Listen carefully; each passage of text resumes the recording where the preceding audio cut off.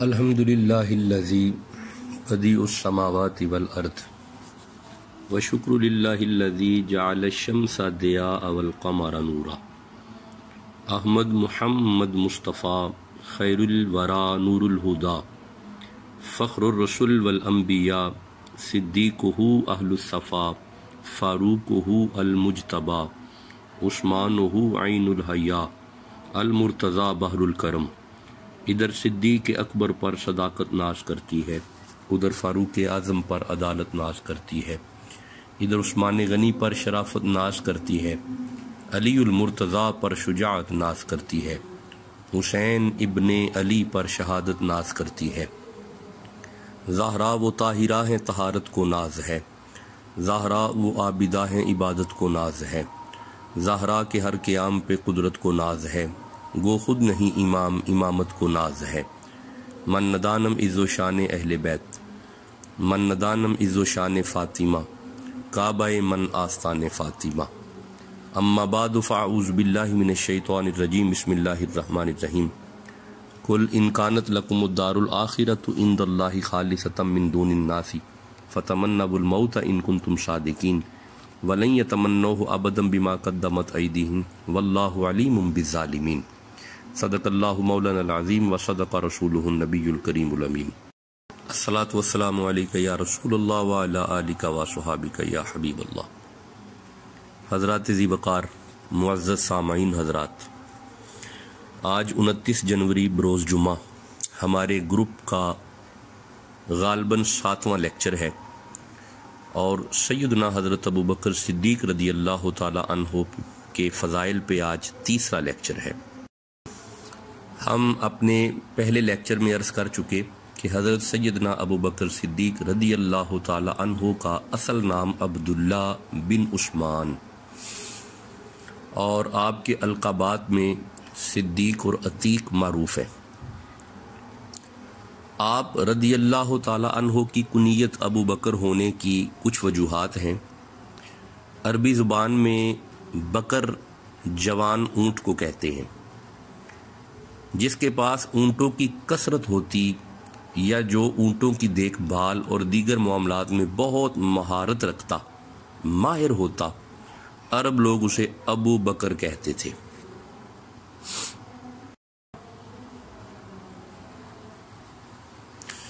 آپ رضی اللہ تعالی عنہ کا قبیلہ بھی بہت بڑا اور مالدار تھا اور اسی طرح اونٹوں کے تمام معاملات میں بھی آپ مہارت رکھتے تھے، اس لیے بھی آپ کو ابو بکر کے نام سے جانا گیا.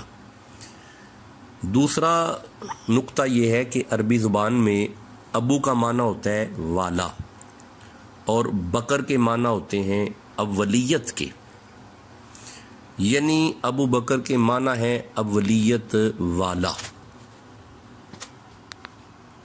چونکہ آپ رضی اللہ تعالی عنہ اسلام لائے سب سے پہلے، مال خرچ کرنے میں سب سے پہلے، اپنی جان نبی معظم پہ لٹانے میں سب سے پہلے، الغرض امت محمدیہ صلی اللہ علیہ وآلہ وسلم میں ہر معاملے میں اولیت رکھتے تھے، اس لیے بھی آپ کو ابو بکر کہا گیا. اسے مزید سیرت حلبیہ سے سمجھا جا سکتا ہے.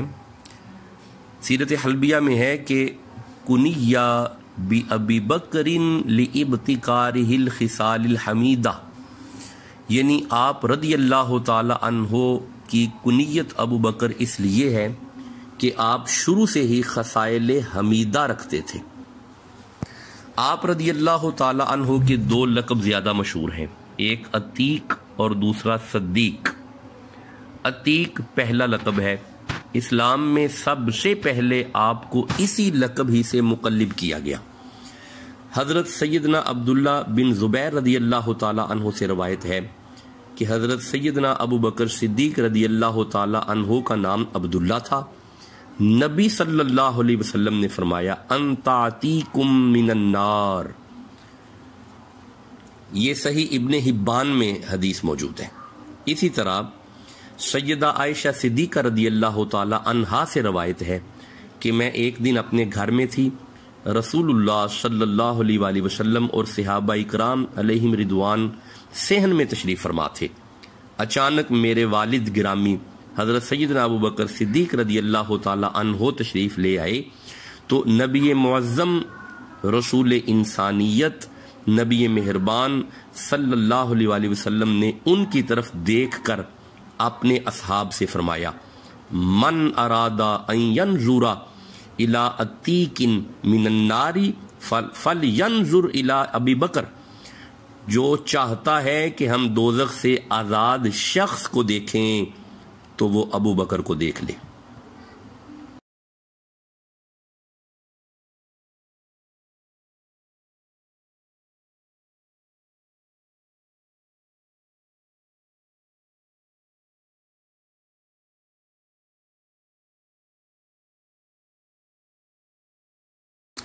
اب آئیے دوسرے لقب کی طرف چلتے ہیں۔ آپ کا ایک لقب صدیق ہے۔ صدیق کے حوالے سے حضرت سیدہ حبشیہ رضی اللہ تعالی عنہا فرماتی ہیں کہ میں نے رسول اللہ صلی اللہ علیہ وآلہ وسلم کو فرماتے ہوئے سنا، یا ابا بکر ان اللہ قد سمک الصدیق، اے ابو بکر بے شک اللہ رب العزت نے تمہارا نام صدیق رکھا ہے۔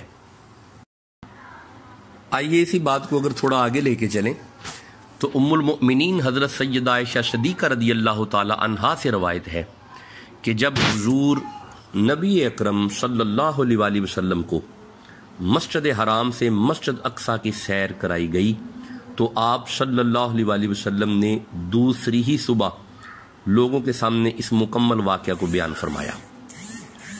مشرکین دوڑتے ہوئے حضرت سیدنا ابو بکر صدیق رضی اللہ تعالی عنہ کے پاس پہنچے اور کہنے لگے، حل لک الی صاحبک یزعم اسری بہ اللیلۃ الی بیت المقدس، کیا آپ اس بات کی تصدیق کر سکتے ہیں کہ جو آپ کے دوست نے کہی ہے کہ انہوں نے راتوں رات مسجد حرام سے مسجد اقصیٰ کی سیر کی؟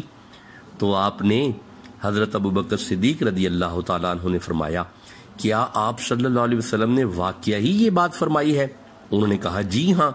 تو آپ رضی اللہ تعالی عنہ نے فرمایا، لَإِن كَانَ قَالَ ذَلِكَ لَقَدْ صَدَقَ، اگر نبی صلی اللہ علیہ وسلم نے یہ فرمایا ہے تو یقیناً سچ ہے اور میں ان کی اس بات کی بلا جھجک تصدیق کرتا ہوں۔ انہوں نے کہا، کیا آپ اس حیران کن بات کی بھی تصدیق کرتے ہیں کہ وہ آج رات بیت المقدس گئے اور صبح ہونے سے پہلے بھی واپس آ گئے؟ آپ رضی اللہ تعالی عنہ نے جواب دیا، نعم، ہاں، انی لأصدقہ فیما هو ابعد من ذالک، اصدقہ بخبر السماء فی غدوتی او روحتی، جی ہاں، میں تو آپ صلی اللہ علیہ وآلہ وسلم کی آسمانی خبروں کی بھی صبح و شام تصدیق کرتا ہوں، اور یقیناً وہ تو اس بات سے بھی زیادہ حیران کن اور تعجب والی بات ہے، یعنی آپ کی تصدیق کی وجہ سے بھی آپ کا نام صدیق پڑا۔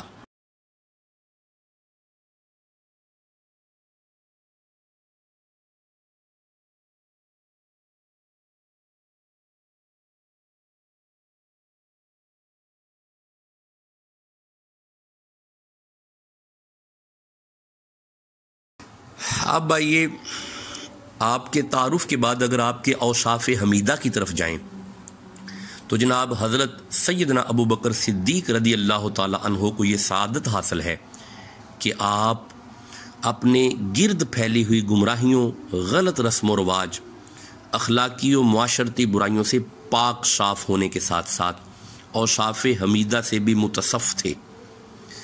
آپ کے اعلیٰ محاسن و کمالات اور خوبیوں کی بنا پر مکہ اور مکرمہ اور اس کے قریب و جواہر میں آپ رضی اللہ تعالی عنہ کو محبت اور عزت کی نگاہ سے دیکھا جاتا تھا۔ حضرت سیدنا سلیمان بن یسار رضی اللہ تعالی عنہ سے روایت ہے کہ نبی صلی اللہ علیہ وسلم نے ارشاد فرمایا، اچھی خصلیتیں 360 ہیں، اور اللہ جب کسی سے بھلائی کا ارادہ فرماتا ہے تو اس کی ذات میں ایک خصلت پیدا فرما دیتا ہے اور اسی کے سبب اسے جنت میں بھی داخل فرما دیتا ہے۔ حضرت سیدنا ابو بکر صدیق رضی اللہ تعالی عنہ نے عرض کیا، یا رسول اللہ، کیا میرے اندر بھی ان میں سے کوئی خصلت موجود ہے؟ تو نبی صلی اللہ علیہ وسلم نے ارشاد فرمایا، اے ابو بکر، تمہارے اندر تو یہ ساری ہی خصلتیں موجود ہیں۔ اب آئیے اگر آپ کے جذبہ غیرت ایمانی کی طرف چلیں تو جناب عام حالات میں حضرت سیدنا ابو بکر صدیق رضی اللہ تعالی عنہ نہایت ہی نرم مزاج تھے، اور ایسے معلوم ہوتا تھا کہ سختی، خفگی اور غصے سے تو آشنا ہی نہیں ہے۔ دھیمے انداز میں آہستہ آہستہ بات کرتے، مگر اسلام کے معاملے میں انتہائی غیرت مند اور بہت سخت تھے۔ مدینہ منورہ کے یہودی اور منافقوں کی طنزیہ باتوں پر تو آپ رضی اللہ تعالی عنہ شدید غصے میں آتے ہی تھے، مگر اگر کبھی اپنے قریبی رشتہ داروں کی طرف سے بھی انہیں آقا صلی اللہ علیہ وآلہ وسلم کی بارگاہ میں بے ادبی کا ہلکا سا بھی شائبہ ہوتا تو آپ اس پر سخت رد عمل کا اظہار فرماتے۔ حضرت سیدنا ابو بکر صدیق رضی اللہ تعالی عنہ کے والد ابو قحافہ نے اسلام قبول کرنے سے پہلے ایک بار نبی صلی اللہ علیہ وآلہ وسلم کی شان میں نازیبا کلمات کہہ دیے تو حضرت سیدنا ابو بکر صدیق رضی اللہ تعالیٰ عنہ نے انہیں اتنے زور سے دھکا دیا کہ وہ دور جا گرے۔ بعد میں آپ رضی اللہ تعالیٰ عنہ نے حضور نبی صلی اللہ علیہ وآلہ وسلم کو سارا ماجرا سنایا تو آپ صلی اللہ علیہ وسلم نے پوچھا، اے ابو بکر کیا واقعی تم نے ایسا کیا؟ عرض کیا جی ہاں۔ فرمایا آئندہ ایسا نہ کرنا۔ عرض کیا یا رسول اللہ اگر اس وقت میرے پاس تلوار ہوتی تو میں ان کا سر قلم کر دیتا۔ یہ ہے جذبہ ایمانی کا تعلق حضرت ابو بکر صدیق سے۔ آپ کی اسی بات سے قرآن کی آیت نازل ہوئی، سورہ مجادلہ کی 22 نمبر آیت۔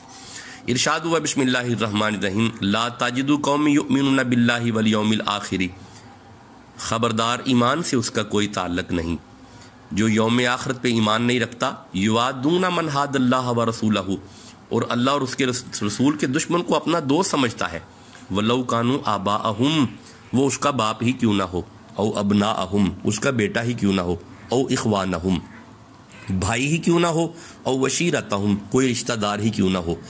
اب جس نے خدا کے دشمن کو، رسول کے دشمن کو اپنا دشمن سمجھا، اللہ فرماتے ہیں اولئک کتب فی قلوبہم الایمان، ان کے دلوں پہ ایمان رقم کر دیا جاتا ہے۔ صاحب روح المعانی اس آیت کے تناظر میں لکھتے ہیں کہ غزوہ بدر میں آپ رضی اللہ تعالیٰ عنہ کے بیٹے سیدنا عبد الرحمن بن ابو بکر رضی اللہ تعالیٰ عنہ اسلام قبول کرنے سے پہلے مشرکین کے ساتھ اسلام کے خلاف جنگیں لڑتے تھے۔ جب وہ اسلام لے آئے تو ایک روز حضرت سیدنا ابو بکر صدیق رضی اللہ تعالیٰ عنہ سے کہنے لگے، ابا جان میدان بدر میں ایک موقع پر آپ میری تلوار کی زد میں آئے لیکن میں نے آپ کو باپ سمجھ کے چھوڑ دیا۔ یہ سن کر سیدنا ابو بکر صدیق رضی اللہ تعالی عنہ نے غیرت ایمانی سے بھرپور جواب دیتے ہوئے ارشاد فرمایا، لَكِنَّكَ لَوْ أَحْدَفْتَ لِي لَمْ أَنْصَرِفْ عَنْكَ، اگر تم میری تلوار کے نیچے آ جاتا، میری زد میں آ جاتا تو میں تمہیں کبھی نہ چھوڑتا۔ یعنی اے بیٹے اس دن تم نے تو مجھے اس لیے چھوڑ دیا کہ میں تمہارا باپ ہوں، لیکن اگر تم میری تلوار کی زد میں آ جاتے تو میں کبھی نہ دیکھتا کہ تم میرے بیٹے ہو، بلکہ اس وقت میں تمہیں دشمن رسول سمجھ کر تمہاری گردن اڑا دیتا۔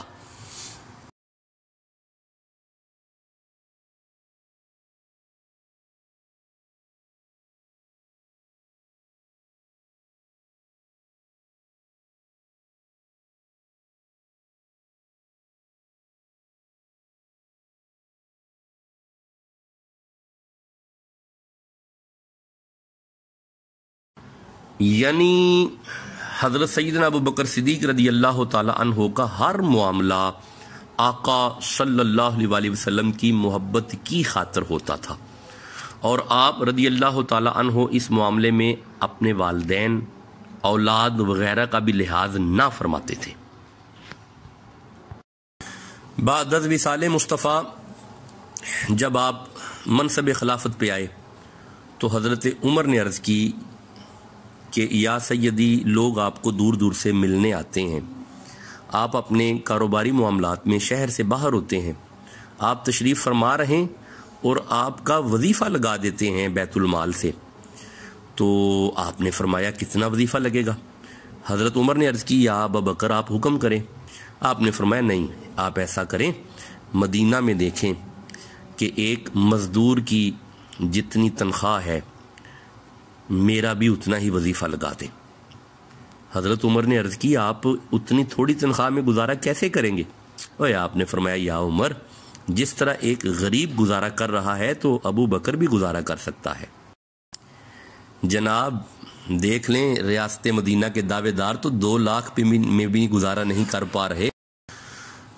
اب جب آپ کا وقت وصال آیا تو امام علی مقام سیدنا امام حسن مجتبی رضی اللہ تعالی عنہ فرماتے ہیں کہ حضرت سیدنا ابو بکر صدیق رضی اللہ تعالی عنہ نے اپنی وفات کے وقت ام المؤمنین حضرت سیدہ عائشہ صدیقہ رضی اللہ تعالی عنہا سے فرمایا دیکھو یہ اونٹنی جس کا ہم دودھ پیتے ہیں اور یہ بڑا پیالہ جس میں ہم کھاتے پیتے ہیں اور یہ چادر جو میں اوڑے ہوئے ہوں یہ سب بیت المال سے لیا ہے۔ ہم ان سے اسی وقت تک نفع اٹھا سکتے ہیں جب تک میں مسلمانوں کے امور خلافت انجام دے رہا ہوں۔ جس وقت میں وفات پا جاؤں تو یہ سب کچھ حضرت سیدنا عمر فاروق کو دے دینا۔ چنانچہ آپ کے وصال کے بعد ایسا ہی ہوا۔ جب حضرت عمر فاروق نے وہ وصول کیے تو آپ نے کہا اے ابو بکر اللہ آپ پر رحم فرمائے کہ آپ نے تو اپنے بعد میں آنے والوں کو تھکا دیا۔ معلوم ہوا یہ ہے ریاست مدینہ اور یہ ہے ریاست مدینہ کی خلافت۔ اللہ تعالی ہمیں سیرت سیدنا صدیق اکبر رضی اللہ تعالی عنہ سے اکتساب فیض کرتے ہوئے اپنے اقوال، اعمال اور احوال بدلنے کی توفیق عطا فرمائے اور محبت رسول صلی اللہ علیہ وآلہ وسلم کی خیرات سے ہمارے قلوب و ارواح کو منور فرمائے۔ آمین بجاہ سید المرسلین صلی اللہ علیہ وآلہ وسلم۔ آئندہ لیکچر انشاءاللہ حضرت سیدنا ابو بکر صدیق کے وصال پہ ہوگا۔ وما علیہ الا البلاغ المبین۔